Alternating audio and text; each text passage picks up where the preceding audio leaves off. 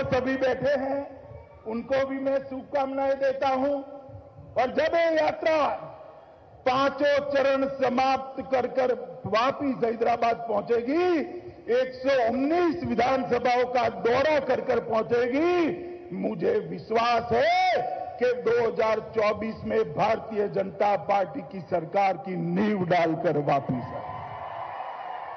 इन्होंने कहा कि प्रजा संग्राम यात्रा है।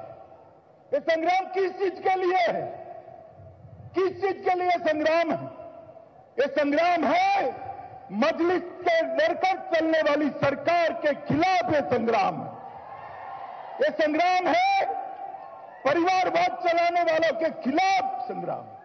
हमारे भाई राजेंद्र तेलंगाना आंदोलन से उनके साथ थे। क्यों भारतीय जनता पार्टी में आए? क्योंकि वहां उनके लिए कोई स्कोप ही नहीं है। वहां एक ही परिवार का शासन चलता है, पिताजी, बेटा और बेटी।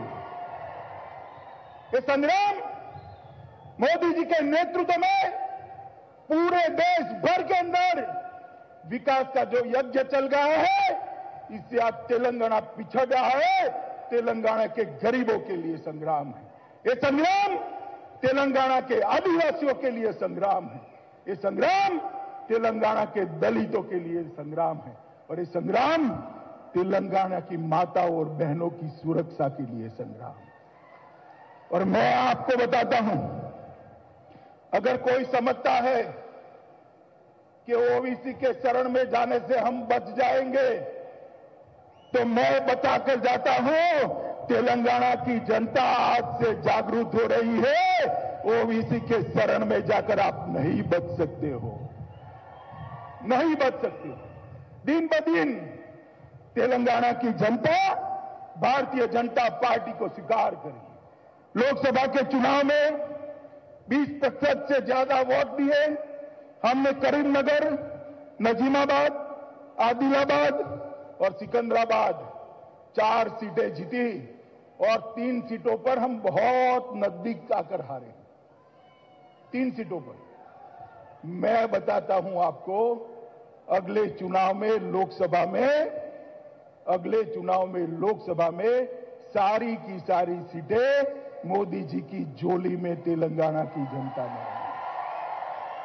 आज हमारे किशन रेड्डी सिकंदराबाद के सांसद यहां पर मंत्री बनकर भी उपस्थित है और बहुत समय के बाद तेलंगाना को भारतीय जनता पार्टी का कैबिनेट मंत्री देने का काम नरेंद्र भाई मोदी ने किया है। इसके बाद दुबक्का का चुनाव हुआ, भारतीय जनता पार्टी जीती। हैदराबाद नगर निगम का चुनाव हुआ, भारतीय जनता पार्टी ने अपनी सीट मजबूत करी और उनको ओवैसी की मदद लेने की जरूरत पड़ गई, ओवैसी की मदद लेने की जरूरत, मगर उन्होंने निसंकोच दी। और मित्रों, मैं आज बताना चाहता हूं, कांग्रेस पार्टी पूरे देश भर में खत्म हो रही है, पूरे देश भर में। तेलंगाना में टीआरएस का विकल्प कांग्रेस पार्टी नहीं हो सकती है, नहीं हो सकती है। आप मुझे बताओ, अगर कांग्रेस पार्टी विकल्प हो भी जाए, वो क्या मजलिस के डर से यही करेगी ना जो ये कर रहे हैं? ये ओवैसी के खिलाफ लड़ सकते हैं क्या? ये रजाकार संस्कृति के खिलाफ लड़ सकते हैं क्या? मित्रों, केवल और केवल तेलंगाना का सम्मान भारतीय जनता पार्टी के अलावे कोई उजागर नहीं कर सकता। मित्रों, कोई उजागर। इसीलिए हमारे भाई संजय बंडी ये संग्राम यात्रा लेकर आए हैं। मित्रों, ये वर्ष भारत के आजादी का 75वां वर्ष और मोदी जी ने भारत की आजादी के 75 वर्ष को देश भर में मनाने का काम किया है, शुरुआत की। उसके पीछे उनका उद्देश्य है, उसके पीछे उनका उद्देश्य है कि रामजी कोंड और कोमाराम भीम जैसे हमारे अनजान योद्धाओं को फिर से हमारी युवा पीढ़ी जाने, पूरा देश जाने, इसलिए आजादी के 75 साल मोदी जी जोर शोर के साथ मना रहे हैं। आजादी के 75 साल भारत के सांस्कृतिक गौरव को पुनः प्रस्थापित करने के 75 साल हैं।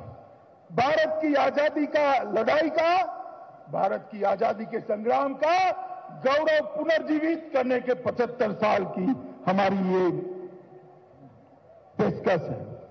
130 करोड़ लोगों को उनके हक, विकास पर समान हक मिले, इसके लिए आजादी के 75 साल मनाए जा रहे हैं। विश्व में भारत का स्थान सिरमौर हो, इसलिए आजादी के 75 साल मना रहे हैं। और भारत सुरक्षित रहे, समृद्ध बने, इसके लिए आजादी के 75 साल बना रहे हैं। मित्रों, मैं इतना ही कहता हूं कि सरदार पटेल ने तेलंगाना को आजादी 17 सितंबर 1948 को दी, मगर तेलंगाना को सच्ची आजादी तभी मिलेगी जब ये मजलिस की बैसाखी के बगैर की सरकार तेलंगाना में बनेगी। मुझे बताइए, आप अगले चुनाव के अंदर मजलिस की बैसाखी बगैर की सरकार बनाएंगे क्या? आप जोर से बोले, बनाएंगे? पीछे वाले नहीं बोलते, बोलिए बनाएंगे। माताओं, भाइयों और बहनों, मजलिस की बैसाखी बगैर की सरकार केवल और केवल भारतीय जनता पार्टी बना सकती है। तेलंगाना के गरीबों का कल्याण करने वाली सरकार केवल और केवल मोदी जी के नेतृत्व में भारतीय जनता पार्टी बना सकती है।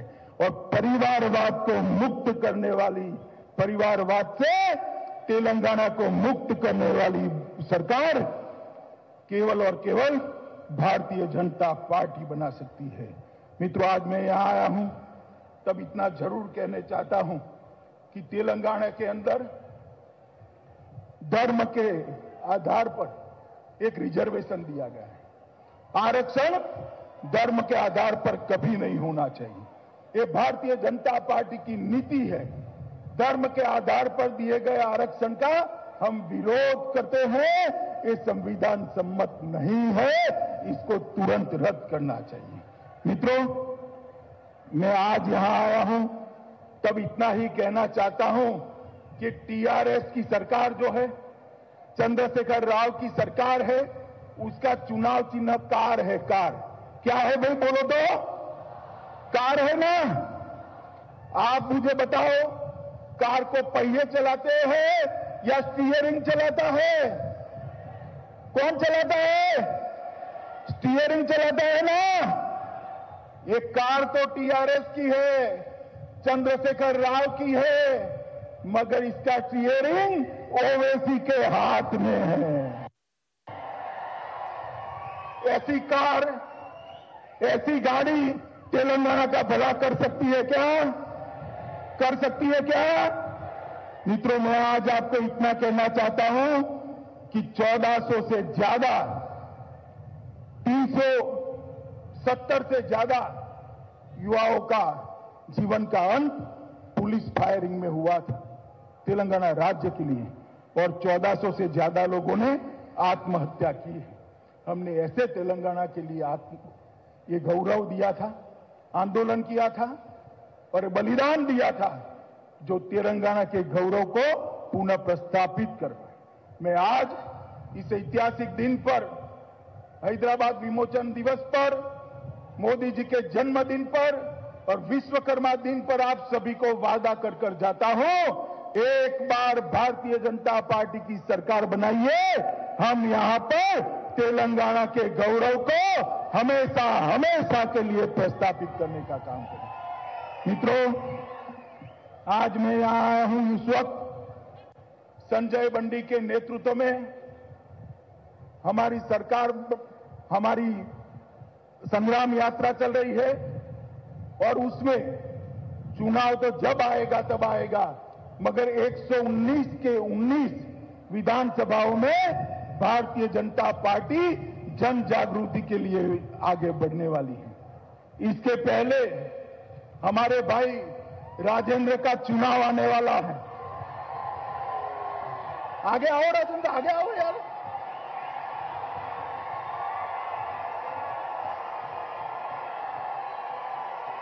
टीआरएस समझती है, सुनिए सुनिए सुनिए,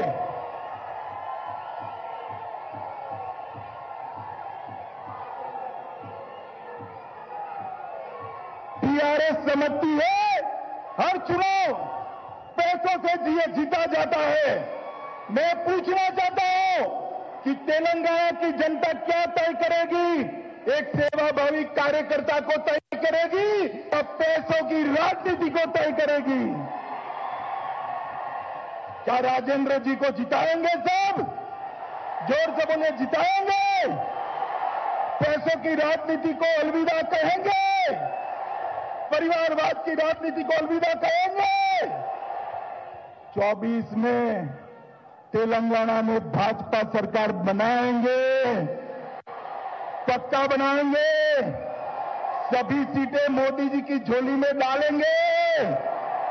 तो मेरे साथ दोनों हाथ उठाइए, विजय के विश्वास की मुट्ठी बींचे, संग्राम यात्रा को सफल करने का निर्णय करिए और प्रचंड आवाज से बोलिए, भारत माता की, भारत माता की, भारत माता की, वंदे वंदे वंदे।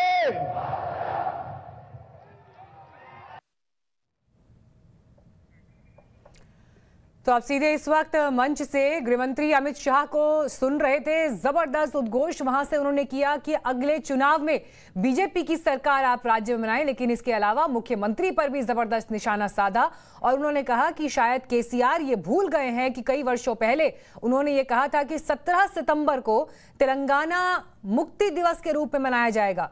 लेकिन आज हम उनसे ये पूछना चाहते हैं कि क्या वो अपना वादा भूल गए? लेकिन बीजेपी अगर सरकार में आएगी तो तेलंगाना के लिए शहीद हुए युवाओं को सम्मान देते हुए 17 सितंबर को तेलंगाना मुक्ति दिवस के रूप में मनाया जाएगा। पैसों की राजनीति को, परिवार की राजनीति को अलविदा कहिए और बीजेपी को वोट दीजिए। इस बात का जिक्र आप अमित शाह से इस रैली में सुन रहे थे।